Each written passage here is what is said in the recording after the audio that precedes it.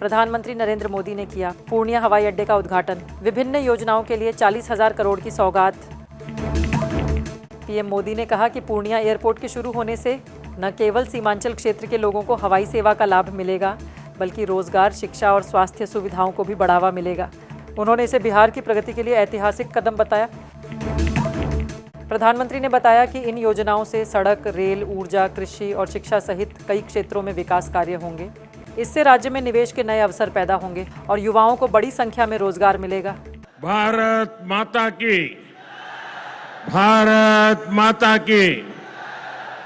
राज्यपाल श्री आरिफ मोहम्मद खान जी, हमारे लोकप्रिय मुख्यमंत्री श्री नीतीश कुमार जी, यहां मंच पर बैठे अन्य महानुभाव, मेरे प्यारे भाइयों बहनों, सबका ही प्रणाम करे छिए। पूर्णिया मां पूरण देवी, भक्त प्रहलाद, महर्षि मेही बाबा के कर्मस्थली छिए।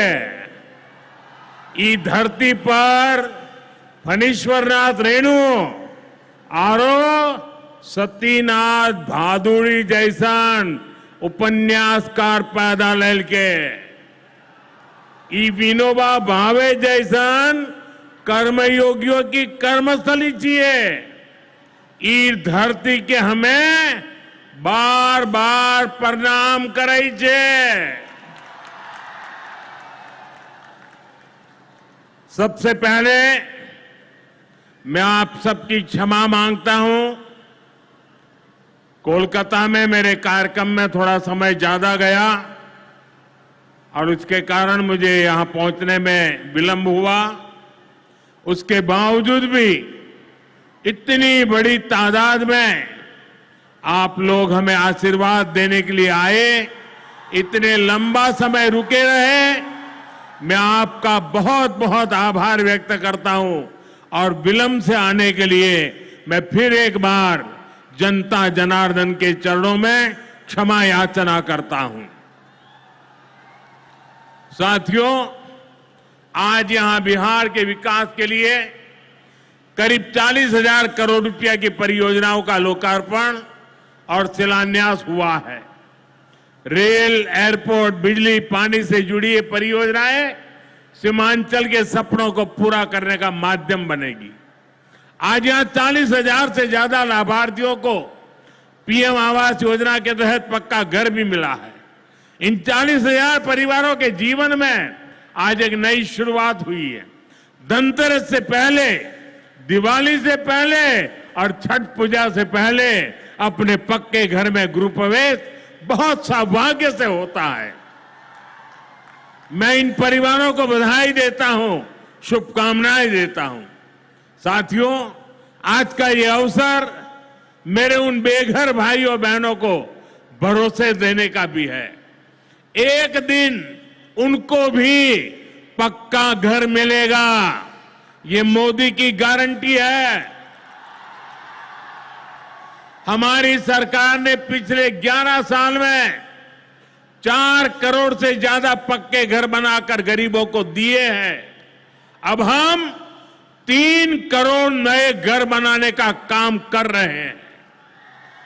जब तक हर गरीब को पक्का घर नहीं मिल जाता, मोदी रुकने या थमने वाला नहीं है। पिछड़े को प्राथमिकता, गरीब की सेवा, यही मोदी का लक्ष्य है। साथियों, आज सर एम विश्वेश्वरैया जी की याद में हम इंजीनियर्स डे मनाते हैं।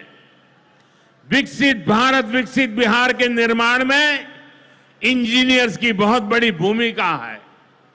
मैं देश के सभी इंजीनियर्स को आज के दिन की बहुत बहुत बधाई देता हूं, अपनी शुभकामनाएं देता हूं। इंजीनियर्स का परिश्रम, उनका कौशल आज के इस कार्यक्रम में भी दिख रहा है। पूर्णिया एयरपोर्ट की टर्मिनल बिल्डिंग रिकॉर्ड 5 महीने से भी कम समय में बनाई गई है। आज इस टर्मिनल का लोकार्पण हुआ है।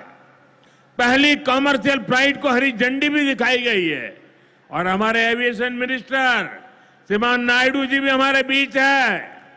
उनके लिए भी जरा ताली बजाइए। यहीं से हवाई जहाज उड़ा रहे हैं वो। नए एयरपोर्ट की वजह से अब पूर्णिया देश के एविएशन मैप पर आ गया है। अब देश के बड़े शहरों से, बड़े व्यापारिक केंद्रों से पूर्णिया और सीमांचल की सीधी कनेक्टिविटी होगी।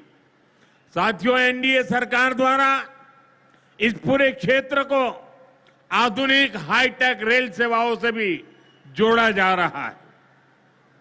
आज भी मैंने वंदे भारत, अमृत भारत पैसेंजर ट्रेन को हरी झंडी दिखाई है। आज अररिया गलगलिया नई रेल लाइन का उद्घाटन हुआ है। विक्रमशिला कटरिया नई रेल का शिलान्यास भी किया गया है। साथियों, कुछ दिन पहले ही भारत सरकार ने एक और बड़ा निर्णय लिया है। Buxar Bhagalpur high speed corridor के मोकामा मुंगेर सेक्शन को मंजूरी दे दी है। इससे मुंगेर, जमालपुर, भागलपुर जैसे इंडस्ट्रियल हब को बहुत फायदा होगा। सरकार ने भागलपुर, दुमका, रामपुर हाट रेल लाइन के दोहरीकरण को भी मंजूरी दे दी है। साथियों, देश के विकास के लिए बिहार का विकास जरूरी है और बिहार के विकास के लिए पूर्णिया और सीमांचल का विकास जरूरी है। आरजेडी और कांग्रेस की सरकारों के कुशासन का बहुत बड़ा नुकसान इसी क्षेत्र को उठाना पड़ा है, लेकिन अब एनडीए सरकार स्थिति बदल रही है। अब ये क्षेत्र विकास के फोकस में है। साथियों, बिजली के क्षेत्र में भी बिहार को आत्मनिर्भर बनाने का काम चल रहा है। यहां भागलपुर की पीरपैंती में 2400 मेगावाट के थर्मल पावर प्रोजेक्ट का शिलान्यास किया गया है। साथियों, बिहार की डबल इंजन की सरकार यहां के किसानों और पशुपालकों की आय बढ़ाने के लिए प्रतिबद्ध है। आज Kosi Mechi intra state river link project के पहले फेज का शिलान्यास भी हुआ है। इसे ईस्टर्न कोसी मैन कैनाल का विस्तार होगा। इसे लाखों हेक्टेयर भूमि की सिंचाई में सुविधा होगी और बाढ़ की चुनौती से निपटने में भी आसानी होगी। साथियों, बिहार के किसानों के पास आय का एक साधन मखाने की खेती भी रहा है, लेकिन पिछली सरकारों ने मखाने की भी उपेक्षा की और मखाना किसानों की भी उपेक्षा की। और मैं दावे से कहता हूं, ये जो आजकल यहां आकर के चक्कर काटते हैं ना, उन्होंने मेरे आने से पहले मखाना का नाम भी नहीं सुना होगा। ये हमारी सरकार है जिसने मखाना को प्राथमिकता दी है। साथियों, मैंने बिहार के आप लोगों से राष्ट्रीय मखाना बोर्ड के गठन का वायदा किया था। केंद्र सरकार ने कल ही राष्ट्रीय मखाना बोर्ड की स्थापना के लिए नोटिफिकेशन जारी कर दिया है। मखाना किसानों को मखाने की अच्छी कीमत मिले, टेक्नोलॉजी का इस्तेमाल बढ़ाया जाएगा। राष्ट्रीय मखाना बोर्ड इसके लिए निरंतर काम करेगा। मखाना सेक्टर के विकास के लिए हमारी सरकार ने करीब 550 करोड़ रुपए की योजना को मंजूर किया है। साथियों, बिहार के विकास की ये गति, बिहार की प्रगति कुछ लोगों को रास नहीं आ रही है। जिन लोगों ने दशकों तक बिहार का शोषण किया, इस मिट्टी को धोखा दिया, आज वो ये मानने को तैयारी नहीं कि बिहार भी नए कीर्तिमान बना सकता है। आप देखिए, बिहार के हर क्षेत्र में हजारों करोड़ रुपए के डेवलपमेंट प्रोजेक्ट पर काम चल रहा है। बिहार के राजगीर में हॉकी का एशिया कप जैसा बड़ा आयोजन हुआ। ओटा सिमरिया पुल जैसे ऐतिहासिक निर्माण कार्य बिहार में हुए। Made in Bihar rail engine Africa तक एक्सपोर्ट होकर जा रहा है, लेकिन ये सब कांग्रेस और आरजेडी वालों को पच नहीं रहा है। बिहार जब भी आगे बढ़ता है, ये लोग बिहार का अपमान करने में जुट जाते हैं। अभी आपने देखा होगा आरजेडी की सहयोगी कांग्रेस पार्टी सोशल मीडिया पर बिहार की तुलना बीड़ी से कर रही है। इन लोगों को बिहार से इतनी नफरत है, इन लोगों ने घोटाले और भ्रष्टाचार करके बिहार की साख को बहुत नुकसान पहुंचाया। अब बिहार को विकास करते देखकर कांग्रेस आरजेडी ने फिर बिहार को बदनाम करने की ठान ली है।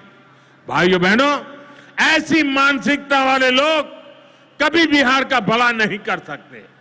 जिन लोगों को अपनी तिजोरी भरने की चिंता रही हो, वो गरीब के घर की चिंता क्यों करें? कांग्रेस के एक प्रधानमंत्री ने माना था कि कांग्रेस सरकार 100 पैसा भेजती है, 100 रुपये, तो 85 पैसा बीच में ही लूट जाता है। आप मुझे बताइए, कांग्रेस आरजेडी की सरकार में सीधे गरीब के खाते में पैसे आ पाते थे। लालटेन जला करके वो पंजा उस पैसों को हाथ मारता था और 85 पैसे मार लेते थे। कोरोना के बाद से ही हर गरीब को मुफ्त राशन मिल रहा है। क्या कांग्रेस आरजेडी की सरकार में आपको मुफ्त अनाज मिल पाता क्या? आज आयुष्मान योजना की वजह से हर गरीब को 5 लाख रुपए तक मुफ्त इलाज की सुविधा है। जिन लोगों ने आपके लिए अस्पताल तक नहीं बनवाए, वो आपको मुफ्त इलाज की सुविधा, मैं आपसे पूछना चाहता हूं, क्या ये मुफ्त इलाज की सुविधा दे पाते क्या? आपकी चिंता कर सकते क्या? साथियों, कांग्रेस और आरजेडी ने न केवल बिहार के सम्मान को खतरा है, बल्कि बिहार की पहचान को भी खतरा है। आज सीमांचल और पूर्वी भारत में घुसपैठियों के कारण डेमोग्राफी का कितना बड़ा संकट खड़ा हो चुका है। बिहार, बंगाल, असम, कई राज्यों के लोग अपनी बहनों बेटियों की सुरक्षा को लेकर चिंतित है। इसलिए ही मैंने लाल किले से डेमोग्राफी मिशन की घोषणा की है। लेकिन वोट बैंक का स्वार्थ देखिए, कांग्रेस, आरजेडी और उसके इकोसिस्टम के लोग घुसपैठियों की वकालत करने में जुटे हैं, उन्हें बचाने में लगे हैं और बेशर्मी के साथ विदेश से आए घुसपैठियों को बचाने के लिए ये नारे लगा रहे हैं, यात्राएं निकाल रहे हैं। ये लोग बिहार और देश के संसाधन और सुरक्षा दोनों को दांव पर लगाना चाहते हैं। लेकिन आज पूर्णिया की इस धरती से मैं इन लोगों को एक बात अच्छी तरह समझाना चाहता हूं। ये आरजेडी कांग्रेस वालों की जमात, जरा कान खोल के मेरे बात सुन लो। जो भी घुसपैठियां हैं, उसे बाहर जाना ही होगा। घुसपैठ पर ताला लगाना एनडीए की पक्की जिम्मेदारी है। जो नेता बचाव में खड़े हैं, जो घुसपैठियों को बचाने के लिए मैदान में आ जाए, मैं जरा उनको चुनौती देता हूं। आप घुसपैठियों को बचाने में चाहे जितना जोर लगा लें, आप घुसपैठियों को हटाने के संकल्प पर काम करते रहेंगे। जो लोग घुसपैठियों की ढाल बनते हैं, वो सुन ले, भारत में भारत का कानून चलेगा, घुसपैठियों की मनमानी नहीं चलेगी।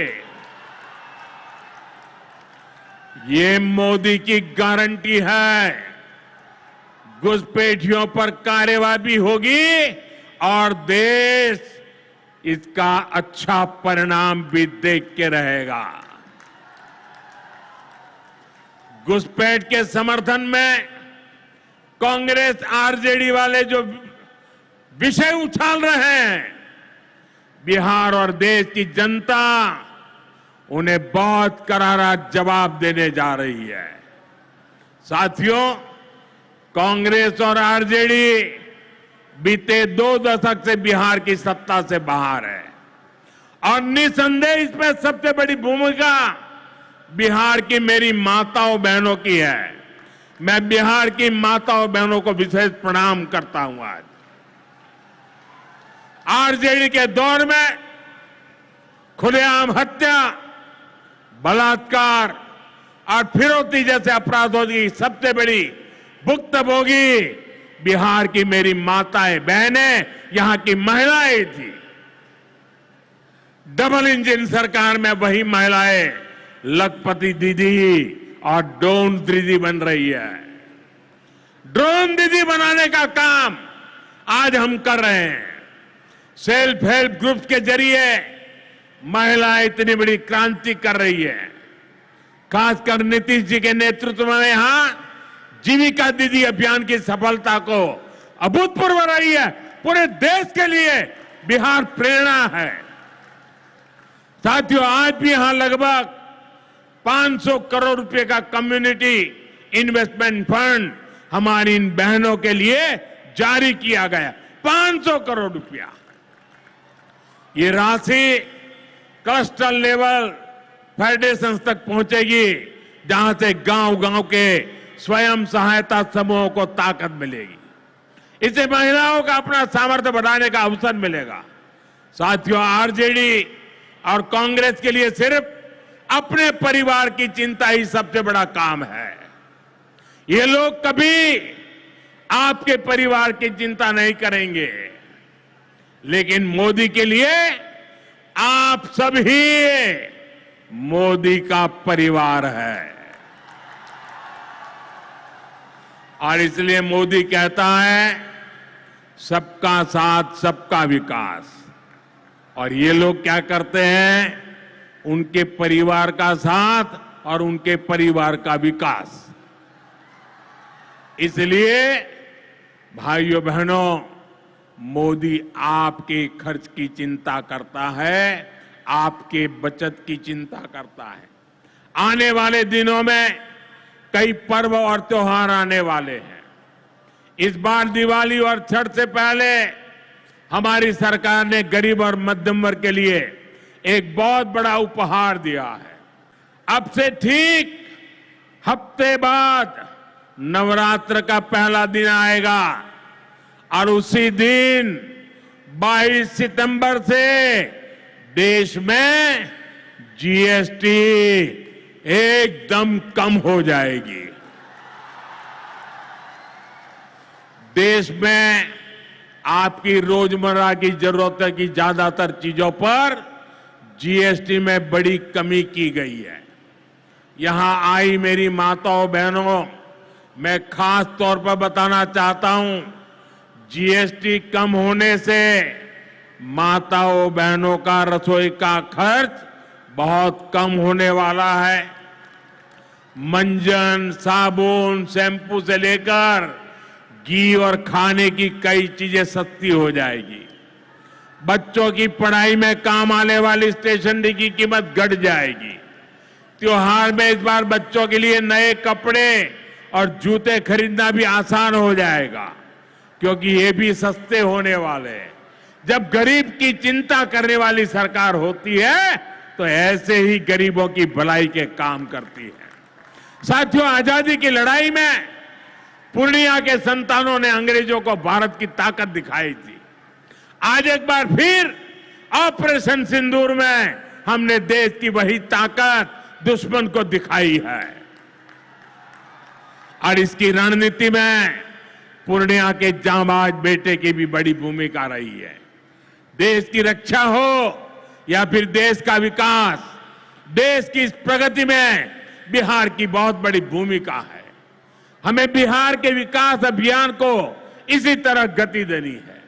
मैं एक बार फिर सभी विकास परियोजनाओं के लिए बिहार के मेरे भाई बहनों को बहुत बहुत बधाई देता हूं। नीतीश जी के नेतृत्व का अभिनंदन करता हूं।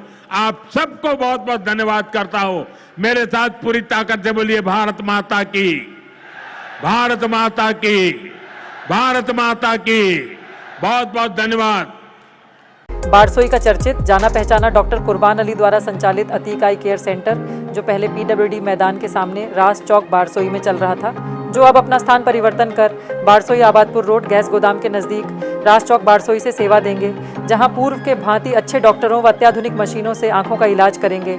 अतीक आई केयर सेंटर का नया भवन और नया जगह आपको नया अनुभव प्रदान करेगा। अधिक जानकारी के लिए स्क्रीन पर दिए गए नंबर पर संपर्क करें।